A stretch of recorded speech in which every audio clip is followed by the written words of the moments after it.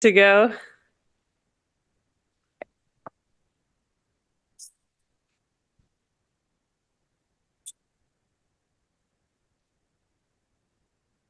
Good.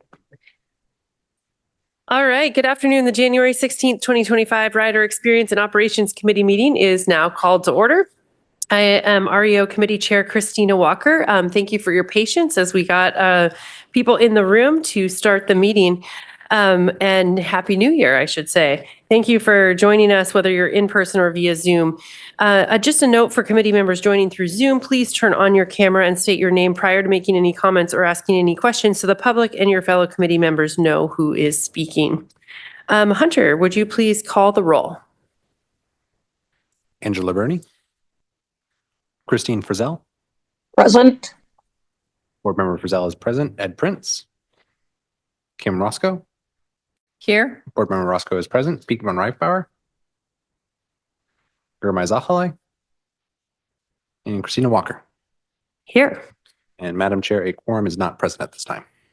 Great. Thank you, Hunter. And we will continue with parts of our committee agenda without a quorum, and then we will circle back to the action items when that quorum is present. I don't have a report today, so I'm going to turn it immediately over to our CEO for his report. Thank you, Chair Walker and members of the committee. Good afternoon, everybody. I do want to talk a little bit about some of the issues that we're dealing with pertaining to our rider experiences issues. The committee is very aware that we've had a lot of operational challenges, especially the last 3 months, and that there's been a lot of work underway with it, really, especially the last 2 months, to really get to the bottom of the different systems that have been experiencing some difficulties, including traction power, including the network, which actually drives a lot of the connectivity between the Link Light Rail Operations Center and our stations and devices out in the field that all allow the Link Light Rail system to fully operate. So I want to share with you that at the March REO committee meeting, we plan a major presentation to share with you all the findings from the work that has been underway for the last several months as we're wrapping up that root cause analysis work. And frankly, we also plan to bring to you a description of the action plans we intend to put in place to address those root cause issues. And all with the ultimate intent of bringing us back to a state of good repair for those different asset classes that I just touched on. So today, I'm just giving you some brief overview framework for what's coming at you at the next couple of committee meetings. But I do want to share with you a couple of details of things that we are doing immediately in the near term to start addressing some of the things we have identified through this very extensive staff work that's been going on. First, I will mention that, and this gets a little technical, I apologize for that, but our Stray current management system relies on the current coming that comes through that drives the Link Light Rail vehicles, goes into the rails, and then back to the traction power supplies system. That requires the rails to actually be insulated. And what we found in a couple of cases that through dirt pile up and other sort of, frankly, a little bit deferred maintenance, that has deteriorated that system. So one of the early actions we're taking, which is underway as we speak, is that we are cleaning the rails in the downtown transit tunnel right now. Because that dirt pileup has led to the voltages on that Stray current system have been too high. And that's how we're going to address that. So that's one action item we're taking right now to address that as a specific problem. Another thing that our riders have been experiencing is a slow section just south of the University of Washington station. And that was because we had a pantograph damage the OCS system, the overhead catenary power system at that location. And as a consequence, we had to travel very slowly through that section. We did conduct inspections, identify the problem, and we are moving forward with the replacement of that OCS wire in this next month. And this will resolve that specific issue and eliminate the need for the trains to travel slowly through that segment. I would also mention that during the replacement of that OCS wire, we plan to install signage alerting our operators to those areas throughout our system where they really should just coast at speed without driving the train using power as a way to make sure that we don't incur additional issues. And that has to do with us taking the time to go back and really check the tension in those overhead wires and adjust as appropriate to make sure we don't repeat what happened at the University of Washington Station back 2 months ago. So these are the steps that we're taking immediately to address some of the identified key issues right now, but much more to come when you get a much more thorough conversation about what we have found in the different systems analysis that we've been conducting over the last few months.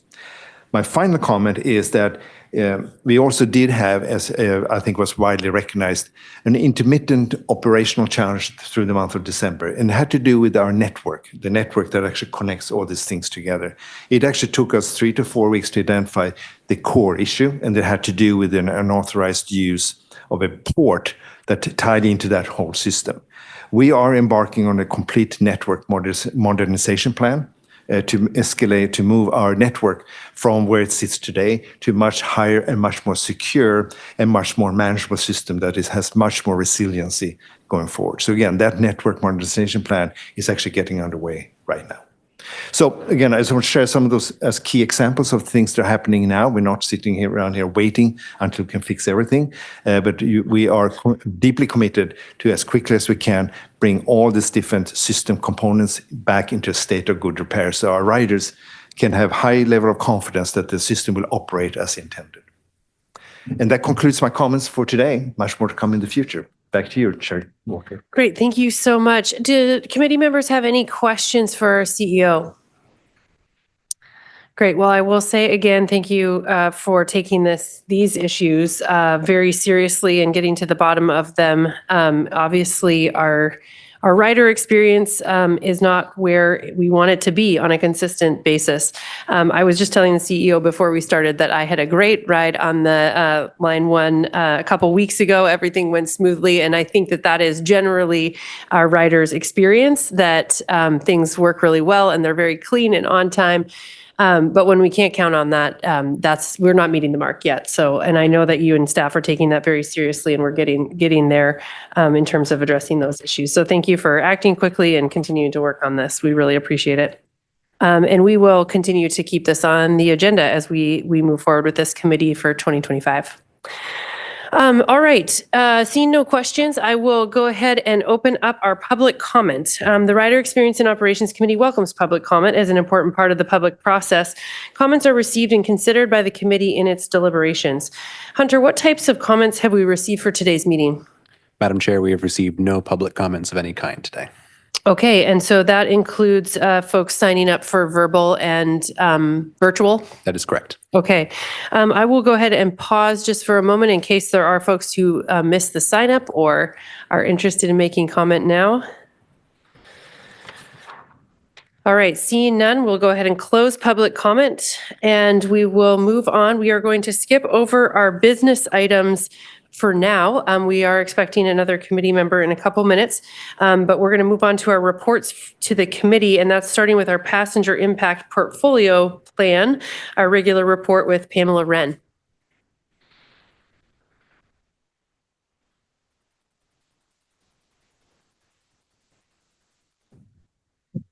Good afternoon, Chair Walker and committee members. My name is Pam Wren, and I'm here today to report on the Passenger Impact Program to the committee.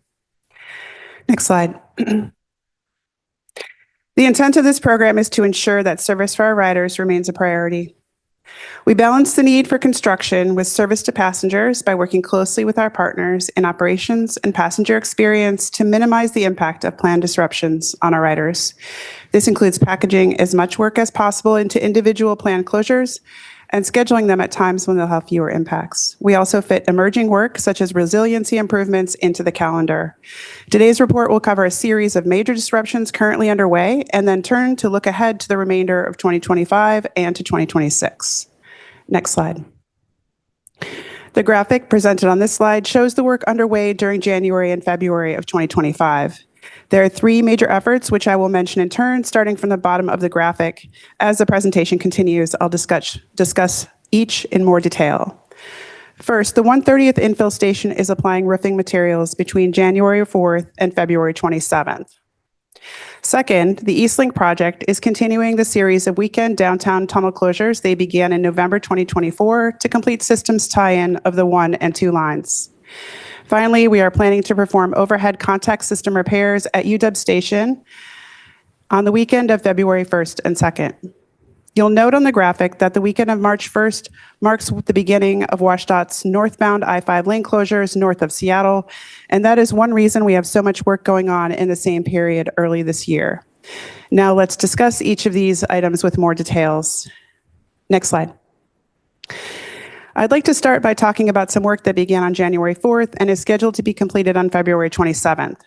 The 130th infill station is installing roofing materials on the station so that construction work inside the station can continue. The work is proceeding as expected with some delays due to ice trains having to clear ice from the overhead wires.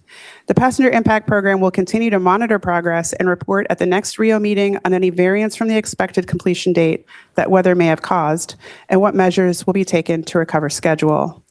During this period, riders are being served by single tracking from 5:30 p.m. to 4 a.m. on Monday through Friday and several full weekends.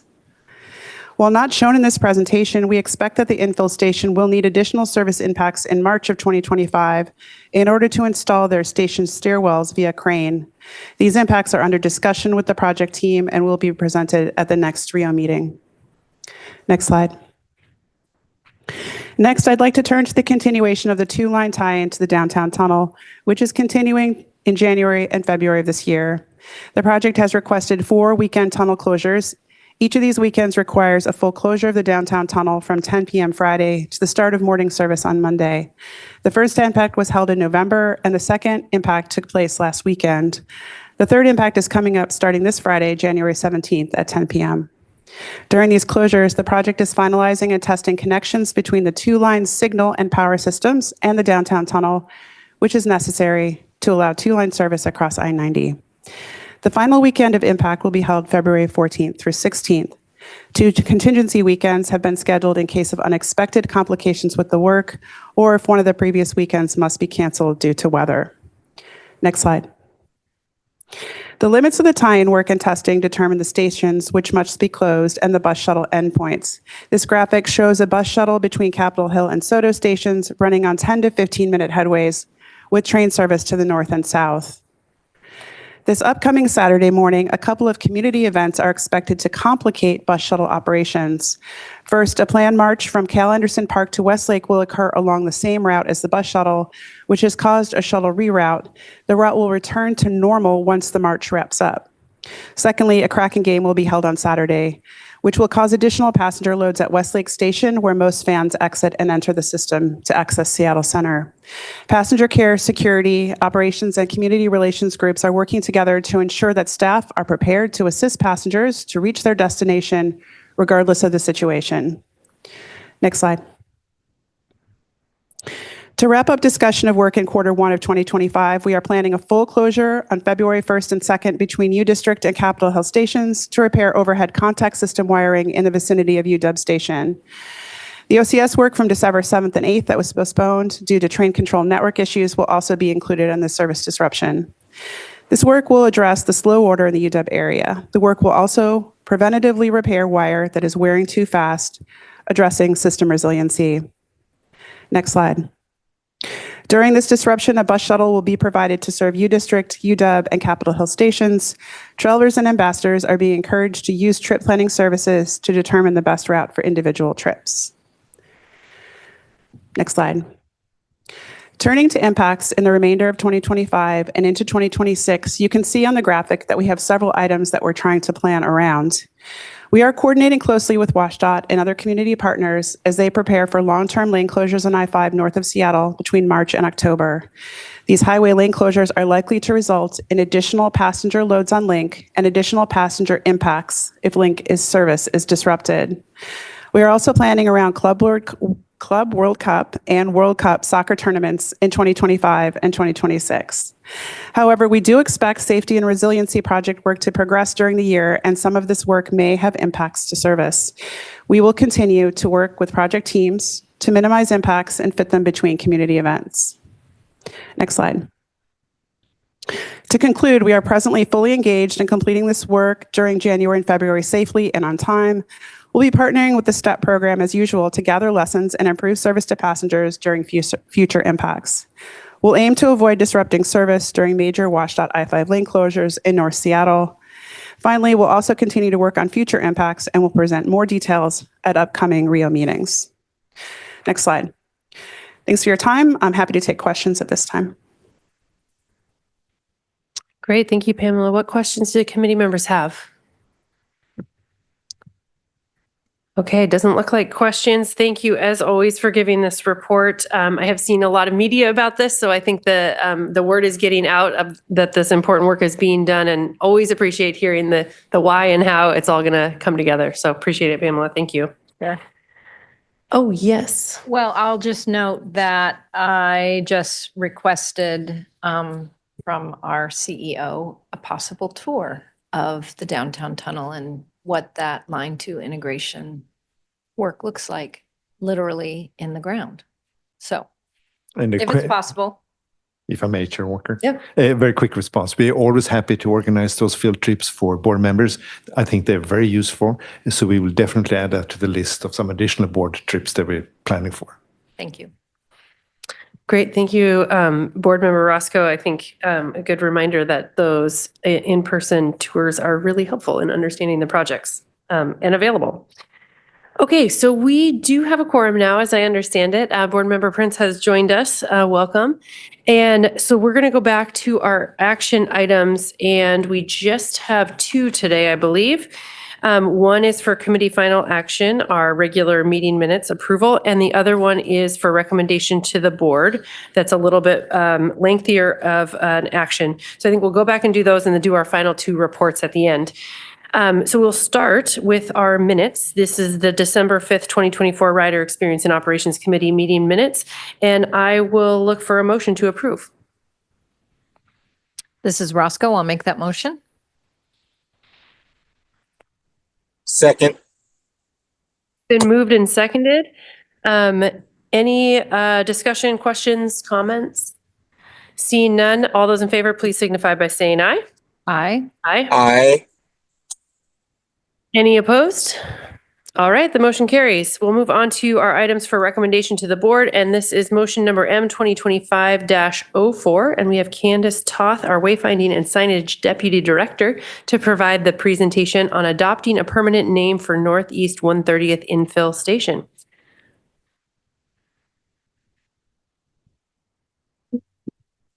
Hello, thank you for having me today. I'm Candace Toth, as introduced by our chair, thank you. I'm also joined by Taylor Carroll, who's the Acting Deputy Executive Project Director for Linwood Link. So if we go to the next slide, our goal today is to recommend a permanent name for the Northeast 130th Infill Station for the board for adoption. But prior to jumping into the details, Taylor is going to give us a brief project update. Thanks, Candace. Hi, everybody. I'm Taylor Carroll, Deputy Director on Linwood Link Extension in Northeast 130th Station. So jumping right into the project update, I want to provide a little bit of background on the project. This is one of 3 infill stations that we have as part of the ST3 program. But this is the one infill station where we have the opportunity, given that it's on the Linwood Link Extension line and with the timing of construction of Linwood Link, where we had the opportunity to accelerate the timeline of the 130th station to minimize the impacts to Linwood Link service. So starting in 2019, the board authorized the decision to accelerate the design of the station. And then as part of realignment again in 2021, the board made the decision to actually open the station earlier, 5 years earlier in 2026, rather than the original timeline of 2031. So right now, we're in the middle of construction of the 3rd phase of construction, and we are about 56% complete. And we plan to complete that phase of construction at the beginning of next year, early 2026. As you heard from Pamela Wren earlier, there are some impacts to Linwood Link service, but overall, one of the main reasons that we accelerated the schedule for the station is to avoid a 2-year impact to Linwood Link service, and that's been reduced down to approximately 3 months. And we're currently in that 2-month period where we have some impacts due to that canopy that Pam just went through. And then we're working on coordinating the other activities that will have an impact to service. However, overall, we're tracking well. We're within our baseline budget and within our baseline schedule, on track to open in Q2 of 2026. And with that, I'll go ahead and stop and see if there's any questions. Thank you. Committee members, any questions at this point? All right, carry on. Thank you, Taylor. Could we go back one slide, actually? There we are. Thanks, Taylor. So in addition to the project update, I'll give a very brief overview of our naming policy as a memory refresher and the process we've used. And then we'll get into the details of the shortlisted names, the results of our outreach process, and the final recommendations. So that'll really cover how the shortlisted names complied with our naming policy, as well as the feedback we received in the last couple months. Next slide. Next. Great. So to kick off the process, agency staff met with the City of Seattle to discuss the overall process and get some feedback. We had a working team composed of members of the project team, passenger experience, government community relations, and outreach. And we created a very comprehensive list of station naming options and then evaluated that for adherence against the agency's updated station line and facility naming policy, which was adopted by the board in October of 2021. This is a very brief summary of that policy. It provided quite a bit more guidance in terms of how to select names, which are summarized here. So in the box on the left, there are ranked name categories that are recommended for consideration as we look at potential name options. So when it comes to rail stations, consider city names first and foremost. We're a regional system. If there's more than one station in a city, look to neighborhoods. If there aren't clear neighborhoods or neighborhood identities, look to landmarks. And then if there aren't clear landmarks, look to street or combination names to identify the station location. And then the box on the right summarizes criteria in our policy about what makes a good name. We want to avoid redundancy. We want it to be appropriate for the area. We want it to be intuitive, easy, reflect the geography. We don't allow corporate or honorific names, and we want it to be as brief as possible because it's easier to remember that way. So this policy is really meant to emphasize wayfinding and geography and really allow our passengers an ability to some sense of being able to self-locate within our system when they are traveling across our Link Light Rail lines and modes. It does have a 3-phase process, which we are in the last phase. That has not changed from the original policy to this policy. It starts with that internal assessment phase. Then we go to the public and do outreach, which we just completed. And then we come back to the board, and the board has final say on the matter. And that is the phase we are in now. Next slide. Next slide. So this just gives an overview of the station location as well as the final list of shortlisted names that went forward into public outreach. We distributed a survey to the public as well as did in-person engagement in November and December of 2024. We did 4 in-person pop-up events in November of 2024 with our outreach group at the station locations directly north and south of the project site. We answered general questions, we engaged with our transit riders, and we had them participate in our survey.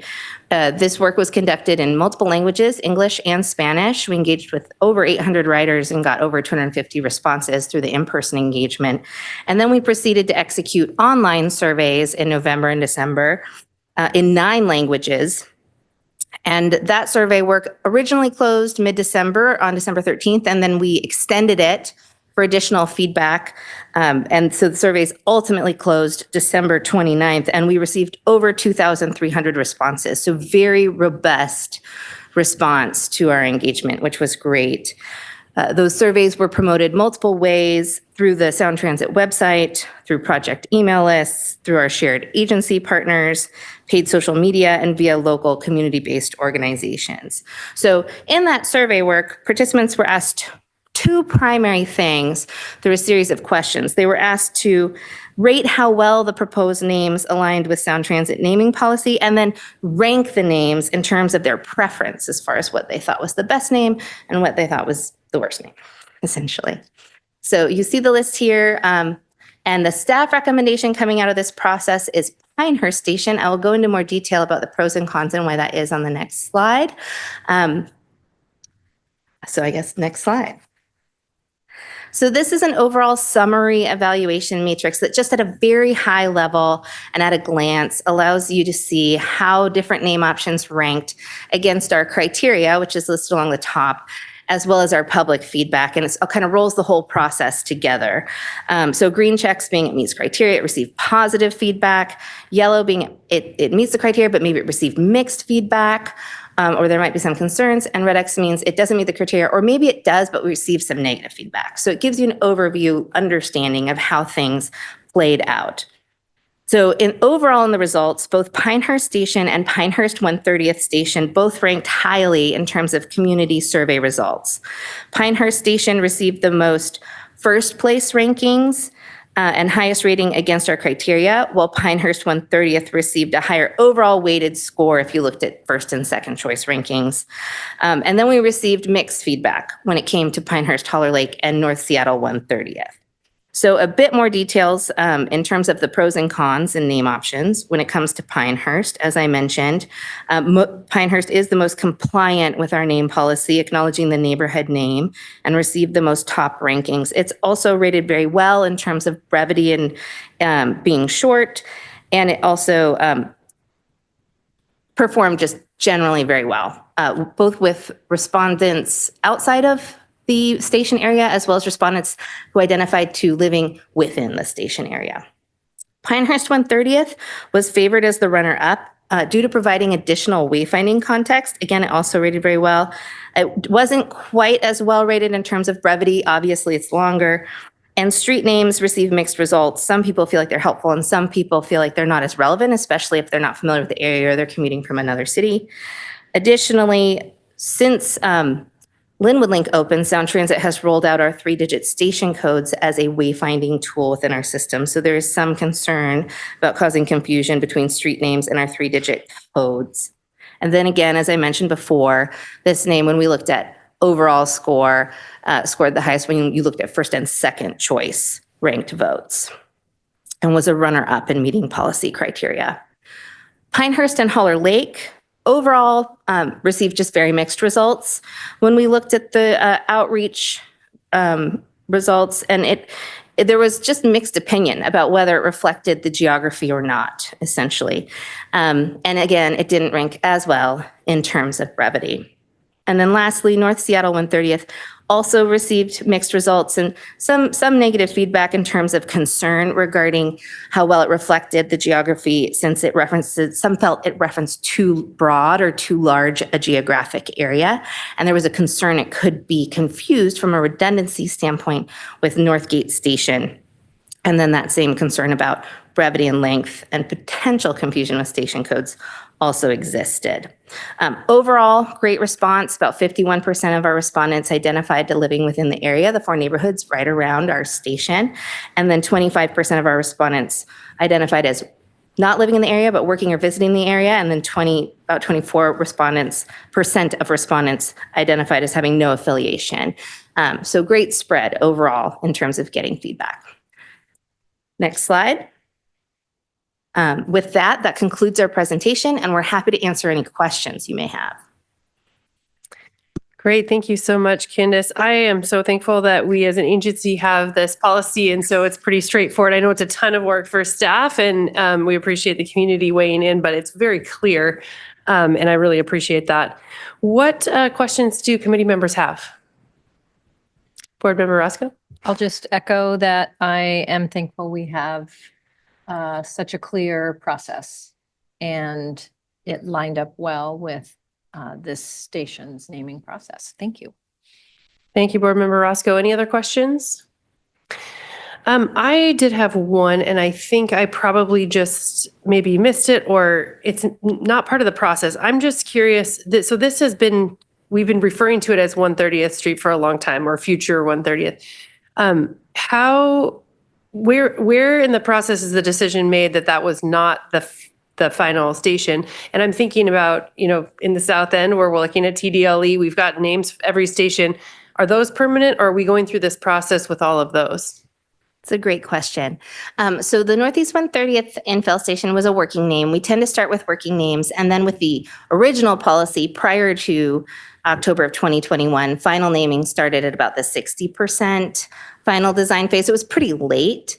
And then with the updated policy adopted in 2021, that process is going to start much earlier so we can avoid confusion with working names and adopt that permanent name sooner. So as soon as the project to be built is adopted by the board, we should start the naming process. So I do expect West Seattle Ballard to start going through this process at some point through this, West Seattle, through this year.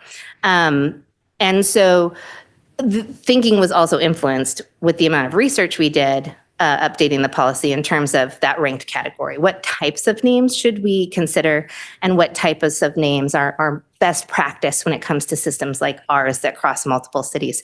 So that certainly changed some thinking in terms of where we start with working names and where we ultimately hope to land with permanent names. And the goal with future extensions would be we could more closely select working names that align with the policy, but that's longer term. Sure. Great. Thank you. That's really helpful. And yeah, a lot of things coming soon. All right. So I don't see any other questions or comments. Again, thank you for the clear process on this work. It's easy to say yes, given all the feedback we've gotten. Hunter, we need to read this action into the record. Thank you. Motion number M 2025-04, a motion of the Board of the Central Puget Sound Regional Transit Authority adopting the permanent station name for the Northeast 130th infill station located in North Seattle on the Linwood Link extension. I will now entertain a motion to forward to this to the full board with a due pass recommendation. Prince, so moved. Roscoe, second. It's been moved and seconded. Any final questions or comments?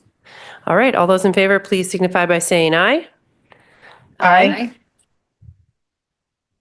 All right. The motion carries. Oh, sorry. Any opposed? The motion carries. We will forward that to the board for a due pass recommendation next week, right? Okay, great. Thank you all so much, and thank you for your flexibility on our agenda today. Thank you for your time. All right, we have another presentation, and that is our REO metrics, our regular report. Raj Sherial is here in person, our Essential Data and Analytics Director, and Martin Young is here too, our Commuter Rail Operations Deputy Director, for this report. Thank you, Chair Walker and committee members. I'm Raj Cheriel, Director of Enterprise Data and Analytics within the Agency Oversight Department now. Thank you for allowing us to present on the performance metrics portion of today's agenda. As you will see, I'm joined by Martin Young, Deputy Director of Commuter Rail Operations, who will be giving the lion's share of today's presentation. Martin will focus on the topic of sounder consist size, or the number of cars that comprise an individual train. This topic today takes a slightly different direction than our normal approach in that we usually describe how we have used or intend to use data to make a specific decision.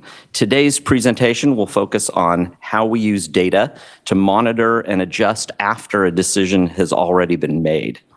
And with that somewhat ambiguous introduction, I'll turn it over to Martin for the presentation. Thank you, Raj. Good afternoon, Chair Walker and members of the committee. Next slide, please. This chart shows the length of each train operated since 2022. It's time on the x-axis, and what you will see is historically, we've operated 7-car train sets. The length of the train consist over the last 3 years has been based on ridership. The gray vertical bars are the 7-car consists, the green bars, 6 cars, and those yellow bars are the 5-car train consists. This chart shows over time when those decisions were made to change. Operating the 7-car consists over the last 3 years began mostly to serve special events.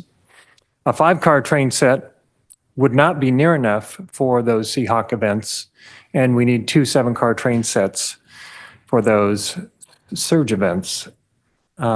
Therefore, rather than having Amtrak switch out for every event, more 7-car train sets and returning them back, we kept those 7-car train sets on throughout the week for that sporting season. A little later, I'll give a more detail on ramping this sets up back to 7 cars, which will begin later next month. Next slide, please. This is the Sounder ridership. It shows total monthly ridership for just the 2 months, September and October, for the last 4 years. The significant decrease, of course, is related to the COVID pandemic, which allowed us to look at reducing the car consist and train length. Since we're nowhere near passenger loading capacity, such as where we were pre-pandemic, Amtrak approached us during the pandemic with a manpower shortage and asked Sound Transit for a reduction in the train length for them to be able to keep up with inspections and maintenance with their decreased staff. So Sound Transit did decrease to 5-car train sets mostly, and we've saved about $2.3 million over the last 2 years because Amtrak's level of work has been reduced with 14 cars in storage. Next slide, please. This chart shows 2 selected days with similarly high ridership before and after the 7-car consist change. As you can see, we have March and October. Those both are actually kind of their mini peaks during the year of where the ridership is, summer being less, as well as the holidays. The x-axis shows each trip made during the day, and the bars show the number of boardings by car. So on the right, you can see on a few of those a dark blue and dark green section, and those are the 6th and 7th cars added when we had those. And what you'll see there is those cars tend to have a lot less than the rest. Riders were not distributing themselves appropriately to take advantage of that extra capacity. And no doubt it was because they were used to 5-car train sets and they're standing where they normally do. We did put in an initiative to educate them on taking advantage of, depending on what train it was, being able to spread out more. So anyway, the point is that the riders did not take advantage that much of the 7 cars, and the ridership actually didn't require 7 cars. Next slide, please. The consist size changes were not made because of mechanical failures. Overall, in the commuter rail industry, Sounder has had a very few failures per year as a proportion of trips operated. However, the original decision to change consist size was based on Amtrak's ability to keep up with servicing the cars. Having fewer cars in service allowed Amtrak to keep up with the car maintenance to meet our maintenance performance standard. So what you will see there is 2024, we had 43 major mechanical failures, which has gone down some from 2023. 2021 had 21, but it actually had 40% less trains operated because that was when we had some reduced service. So overall, we're pretty close to where we were. It's gone down just a little bit as a proportion of trips operated. So that's the maintenance and mechanical side of the performance. Next slide, please. Thus far, changing train consist size has not impacted delays and cancellations. In fact, for mechanical related reasons, the vast majority are related more to locomotive issues, not cars.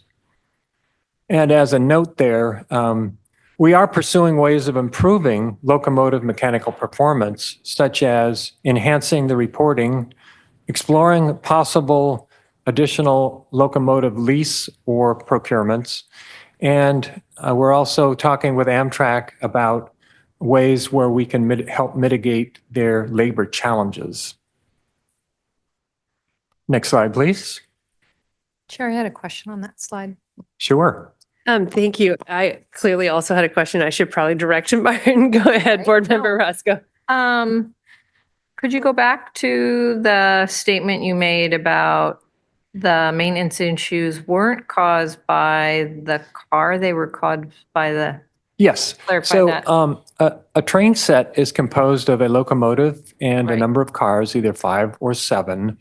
And typically, when we have a mechanical failure, it's related to the locomotive, not the car. So we have the main 3,000 or 4,000 horsepower engine, and there's a lot of intelligence related to that, and one sensor failing will stop a train. So there's a lot of details there.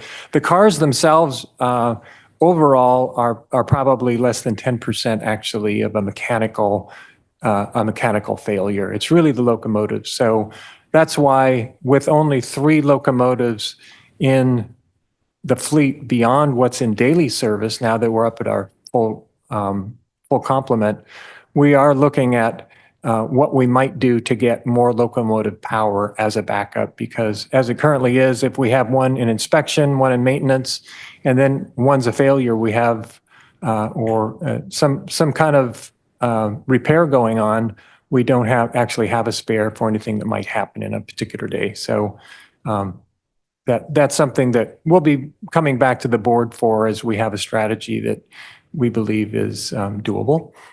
Okay, so your statement was that the mechanical failures were mostly in the locomotive That's right. realm, not the car. Yeah, the vast majority of the failures that are mechanically related are locomotives. Okay. And we've done nothing with respect to storing locomotives. We did reduce the number of consists we operated for a year and a half, and that was just due to COVID. We went from the 34 daily trains down to probably like 12 trains a day, and then quickly, I think probably a few months later, we ramped up more than that. But we operated in 2021 4,657 trips versus in 2024, 7,904. I do have one more question that may be appropriate on this slide. This goes back to 2021. What were the mechanical failures by year in 2019? These are major mechanical failures, and my recollection is we were in the high 20s in the Okay. few years prior. Okay, and I'm sorry, I'm actually still looking at that previous slide with the single green bar. So could you repeat that number that you are estimating for 2019? High Yeah. 20s? Yeah, my estimate is for the few years prior to 2021, our major mechanical failures were in the high 20s. We could get you that specifically. It is an NTD reportable. It's the NTD R20 report that Okay. we do annually. Am I correct in thinking that the messaging here is less trains, less cars, more failures? Actually, what we wanted to convey here is that the mechanical failures are unrelated to the train consist length. Okay. So, if we just took, for instance, the number of trains operated in 2021, the failure rate was 0.45%. In 2024, it was 0.54%. So slightly up, but in 2023, it was actually 0.74. So we've gone down, almost 50% as a proportion from last year. So those percentage numbers are how many? Yeah, that would be Locomotives major and- mechanical failures. So these 4 numbers on the chart over the number of total trips operated. which basically is for us today, it's 34 trips a day, although the South Line only has the majority of those. There's 26 South Line trips daily, and then it would be that number times the number of trips, the days operated, so 30 in a month typically, or maybe 20 in a month plus special events, since we don't operate on weekends. Thank you, Chair. I'm getting closer to understanding. I'll come back. Thank to you, this Board Member at a Rathko. different day. Any other questions while we're paused? My question was on that next slide was about whether we were still just on Sounder South or if we were including, because I saw the landslide over there and I didn't think we had landslides in the south, but I see now that no, we don't. That green bar is not there. So That's right. I have figured my question out. Thank you, Martin. Go ahead and keep going.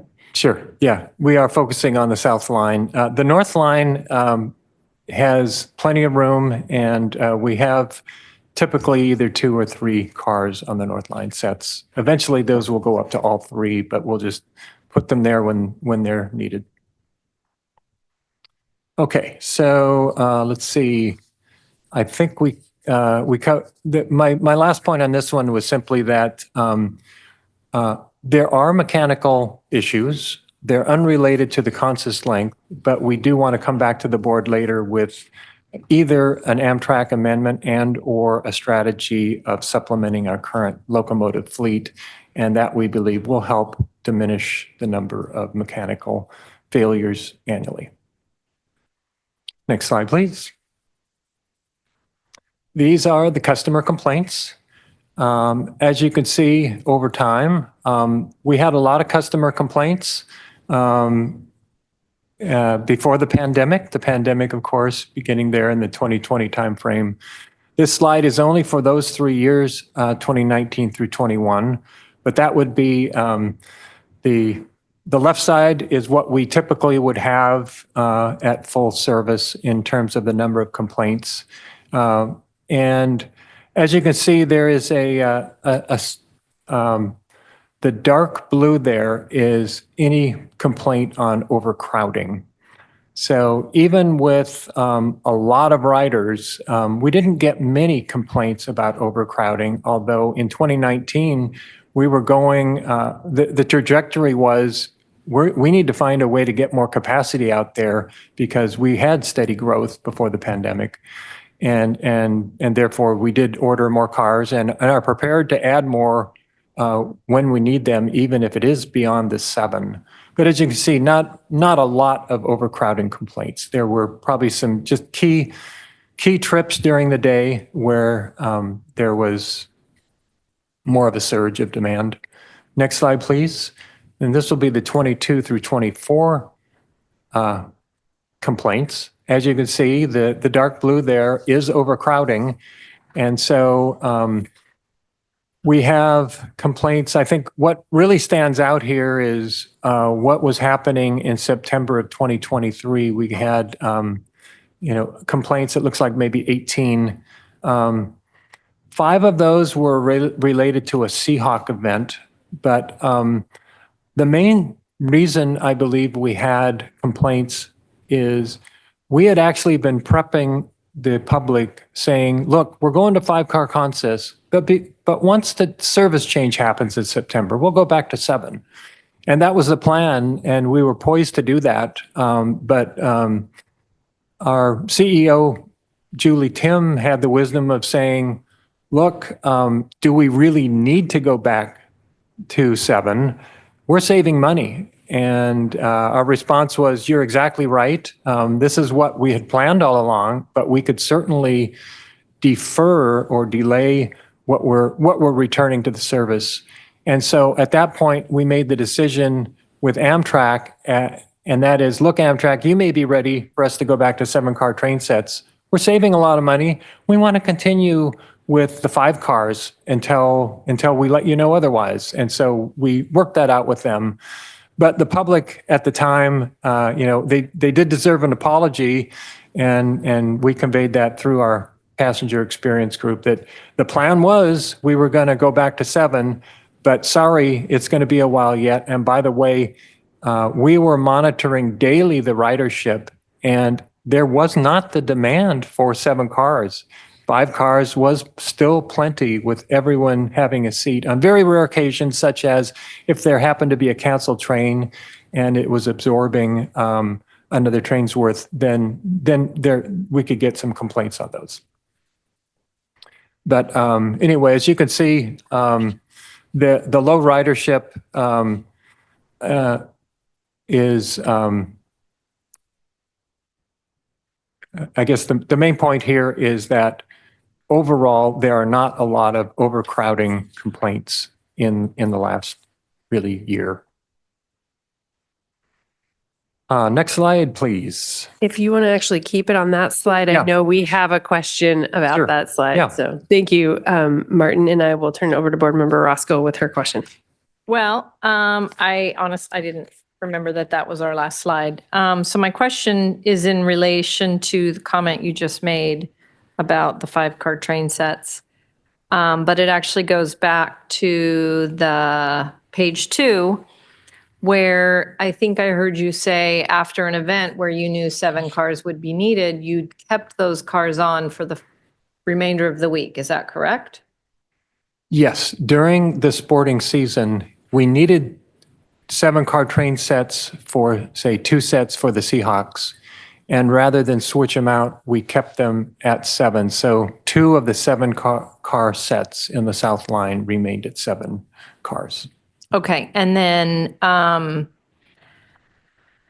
so some riders may not have understood, wow, this week it was 7, last week it wasn't, as a commuter, which I'm saying is fine. So I guess when I look back at the instance where you had the 18 complaints, 5 were related to a Seahawk event, which I'm assuming there were 7 Yes.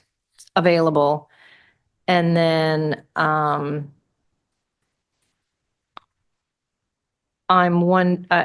guess I'm just curious. I wanted to make note that I felt like I understood what you said, that there are sometimes on weekdays 7-car train sets in operation. And then I guess I am wondering about those 13 other complaints in September of 2023. What was when did they occur? How long was the train when So- those complaints were made? Yeah, those complaints occurred spread throughout the month. And it was mid-month when we had planned to have our service change. I believe a major factor in those complaints was people saying, hey, when are we going back to 7-car sets? You told us that you were going back and we didn't go back. The other thing that happens is if there's a train cancellation, and this has happened a couple times and likely related to some of the longer blue bars here, is the people on that train will need to be absorbed by the next train to pick them up. Right. And those do get crowded. I mean, I guess you could say uncomfortably crowded. We wouldn't do anything that was not safe. The cars actually are spec'd to carry a lot of people, but we need, in those instances, to manage how they're loaded so that they're loaded evenly across the train set. And then also to take advantage of the standing room upstairs. People tend to want to stand just near the door or on the lower level, but to get them to move upstairs in those rare circumstances where there's a real crush is a real help. So we educate both the conductors and the station agents to help in those instances. All right. Well, I can't say I've been in one of those instances. So I'm sure it can be a frustrating moment for the staff, encouraging folks to get closer to each other. Thank you, Chair. Thank you, Board Member Roscoe. Any other committee comments or questions? I did have a final comment related to just the restoration. And that is, we ordered new cars And those new cars, we expect to be now added to the revenue service beginning next month. We expect that they would be added to the train sets probably a couple at a time over the ensuing weeks. Amtrak will need to prepare those and do a number of inspections to keep them, to bring them back into FRA compliance. But as those are added back, the 5-car train sets will be lengthened to 7-car sets. And part of the impetus for that as well was that Amtrak's construction projects mandated us to remove any stored vehicles from their property. And so the thing that made the most sense is, okay, it's just now time to add them back. And I think it will dovetail well with the springtime, which tends to be an increase in ridership as well. So anyway, more coming with capacity. Great. Well, that sounds like great news for our riders. Board members, committee members, any other questions for our team here? Okay, looks like none. Thank you so much for bringing in the data for us. And just to alert the committee, our monthly performance report is in our packet with the monthly metrics that we take a look at in terms of ridership. Thank you. We do have one final item, and that is our Rider Experience and Operations Committee work plan. We will take a look today, and then please feel free to give comments over the next, well, it's only a couple of weeks because this is a different day of the month, but we will approve this officially next meeting. So I want to thank Katie and Hunter for helping pull this plan together. We did add a couple things to last year. There's obviously some regular things that stay on here year to year, but I just want to note and sort of bringing it full circle to what our CEO was talking about earlier this meeting, about the agency's efforts to address operational resiliency. That is top of our list for this year. And then our usual topics, transactional matters to oversee operating plans, transit services, and rider experience, and then any special interest things. Of special interest this year, we have added updates to the 2026 FIFA World Cup preparations, as we know that is coming quickly. And the at-grade crossing 5-year master plan, which, as you know, passed out of this committee this summer and will be going to the full board for discussion. And we have a ton of work to do in that area. So those are the highlights from my end. Please let me know if you have thoughts right now. Please feel free to jump in with additions or questions. Otherwise, feel free to reach out directly to myself or to Katie or Hunter, and we can add things before we approve this next month. Go ahead, Board Member Roscoe. I just wonder if anything carried over from 2024. Almost everything. Okay. Yes. So I if don't you, have them in front of me, so I didn't know what had carried over. yeah, thank you for that question. I guess, I mean, not the ongoing items. Mhm. Did any kind of standalone item that you hoped to get off the list in 2024? That is a great question that I don't know the answer to, and maybe we could send out a track change Sure. version so the committee could look at that. There aren't any big items hanging that we had planned to get off the list last year that I'm aware of. Staff is not giving me any big items, so we'll send out the track change version just so y'all can see that. Thank you. And I asked, Yeah, great question. there were a couple from System Expansion Committee that I just wanted, which I might not, who knows which committee I'll be on, right? All of us. I just knew that I wanted to recognize in looking at the work plan for SEC that there were not ongoing items that had rolled over to 2025. Thank you. Great, thank you, Board Member Roscoe. I think that's a really good point. Any other comments from the committee before we send this back to staff, and we'll see it again in February? All right, we do not have an executive session today. Any other business to come before the committee? All right, seeing none, our next Rider Experience and Operations Committee meeting is scheduled for Thursday, February 6th at 1 p.m. That is very soon because this meeting was rescheduled outside of the the first Thursday of the month. That meeting, of course, will take place here in the Ruth Fisher Boardroom and virtually via Zoom. The link to join the virtual committee will be provided on the Sound Transit website and on the meeting agenda. And with that, we are adjourned for today.